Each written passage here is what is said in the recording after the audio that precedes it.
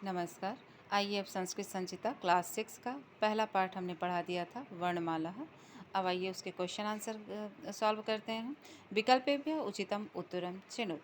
विकल्पों से उचित उत्तर चुनिए। वर्ण भाषा की सबसे इकाई होती है, तो वर्ण भाषा की सबसे अब यहाँ पे हो जाएगी छोटी इकाई होती है। यहाँ पे छोटी इकाई होती है, ठीक है, छोटी इकाई होती है। अयोग वाह की संख्या कितनी होती है? आ के योग से बनी हुई मैंने पढ़ाया था आपके चैप्टर में, चैप्टर इसको देखिएगा। तो वहाँ पे 2 होती है। कौन कौन से? अन और अह। आ से अन बना है और अ से ही अह बना है, तो 2 होती है। तो यहाँ का राइट आंसर 2 हो जाएगा।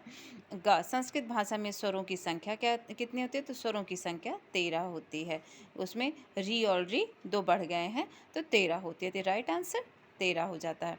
च, प और री में से अब यहाँ पे डैश वर्ण स्वर है। कौन सा वर्ण इसमें वर्ण या अक्षर स्वर है? तो यहाँ पे चा आपका व्यंजन है, पा आपका व्यंजन है, री मैंने पढ़ाया था तो आपको ध्यान होगा, री से ऋकारः, ऋकारः लिखा है ना, तो यहाँ पे री आपका स्वर यहाँ पे माना गया है, ठीक है। और या रा ला वा को व्यंजन कहते हैं। तो कौन से व्यंजन कहते हैं? तो मैंने कहा था व्यंजन भी बटा हुआ था। स्पर्श व्यंजन, का से माँ तक आपका स्पर्श व्यंजन है, और या रा ला वा को आपको क्या कहेंगे? अंतस्थ व्यंजन। ये आपका राइट आंसर है, अंतस्थ व्यंजन। या रा ला को अंतस्थ व्यंजन कहेंगे। उचित मिलान कुरुतो, कुरुत उचित मिलान कीजिए। तो ये क्या, ये किससे मिलेगा? ध्वजः, या पहला आपका ये ध्वजा, यहाँ पे ध्वजा से मिलेगा। वृक्षा, तरु, यहाँ पे तरु कोई शब्द होगा या वृक्ष होगा? तो तरु, यहाँ पे तरु लिखा है ना, तो तरु से यहाँ पे ये वृक्ष को। वानरः, और ये शुकः, वानरः से यहाँ से मैच कर देगा, वानरः लिखा है ना यहाँ पे, तो यहाँ पे वानरः हो जाएगा, वानरः। अब शुकः, शुकः कहाँ लिखा है? ये शुकः, तोता, यहाँ से तोता मैच। घटः, घटः लिखा है ना, घटः। और काकः, कौवा, यहाँ पे काका से मैच कर दीजिएगा, काका हो गया। चित्राणि दृष्ट्वा तेषां प्रथम वर्णम लिखा। प्रथम वर्ण उसका पहला अक्षर लिखिए। पूरा शब्द लिखा गया, उसका पहला वर्ण हटा दिया गया।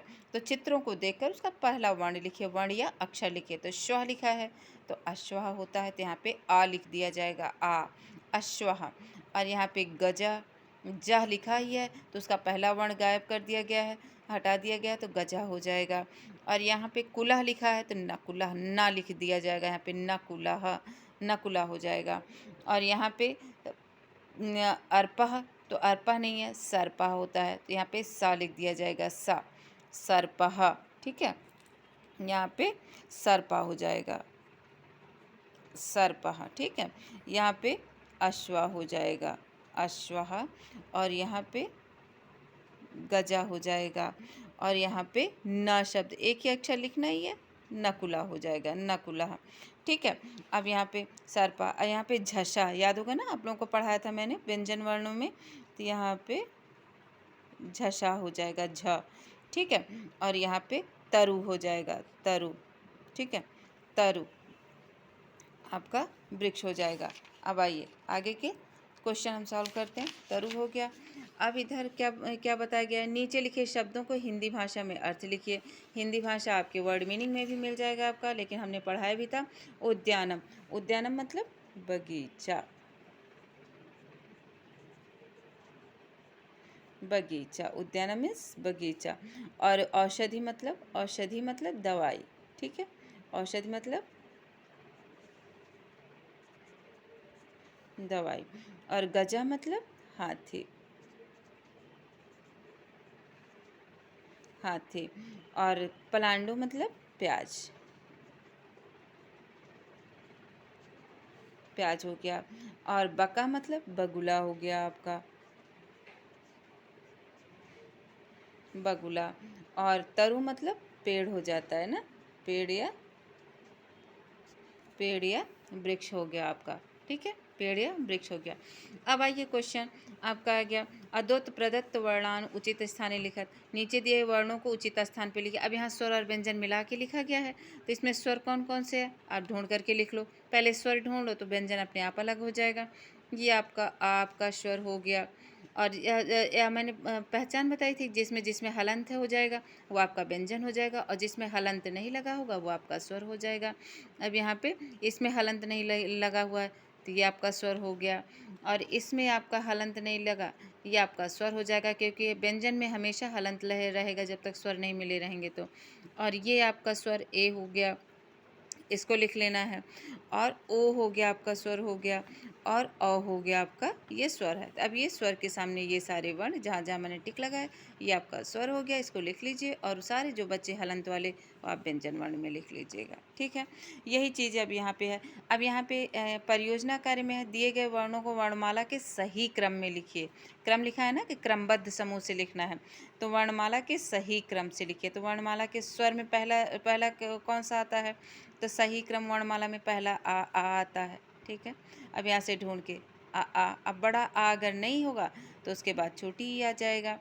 ठीक है, अब सबसे पहले तो स्वर ये बड़ा आ गया, इसको आ। फिर छोटी ई कहाँ लिखा है, ए छोटी ई। जैसे अब यहाँ पे बड़ी ई यहाँ पे मिल गया है, ये वाला बड़ी ई मिल गया। ठीक है, ई हो गया, ऊ हो गया, यहाँ पे ऊ हो गया जिसमें हलंत नहीं लगा है। औ हो गया, अभी मैंने कहा था ओ औ, ये ओ हो गया। और ये छोटी ई हो गया। तो अब आप इसको सीक्वेंस में स्वर में आप देख करके स्वर का कैसे लिखा है इसको आसानी से आप लिख सकते हैं। और ए हो गया। ठीक है, और यहाँ पे ए हो गया, ए। ठीक है, अब ये आपका वहाँ पे देख करके इसमें से जो जो वर्ण है उसके अकॉर्डिंग सही क्रम में लिखना है। जो जो पहला स्वर आता है, आ ए ऊ ए ओ औ। ठीक है, ओ औ तक ही यहाँ पे लिखा गया है। उसके बाद अपना सारे व्यंजन लिखना है। फिर सारे व्यंजन आपको बता ही दिया गया है कि सारे व्यंजन कहाँ से कैसे है, का ख ग घ। ठीक है, तब यहाँ पे ढूंढिएगा, का से लेके का यहाँ पे है, ख यहाँ पर लिखा गया है, गा यहाँ पर लिखा गया है।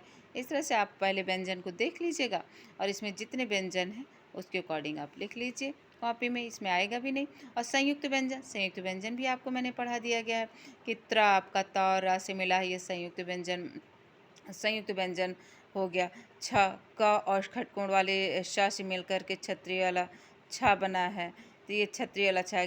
ग बना है जा, और यहाँ से ज्ञा बना है। ठीक है, ये सारे आपके ये संयुक्त व्यंजन हो गए ना। छ, छत्री वाला छ, और त्रा और ज्ञा, ये सब आपके संयुक्त व्यंजन हो गए।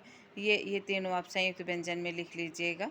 और भी इसमें जो भी ढूंढ के अगर आपको मिलता है तो आप संयुक्त व्यंजन में, मैंने उसको अलग अलग बता दिया कि स्वर में ये होंगे, व्यंजन में ये होंगे और संयुक्त व्यंजन में ये होंगे। ठीक है, ये आपका आज पहला चैप्टर का प्रश्नोत्तर कंप्लीट हो गया। धन्यवाद।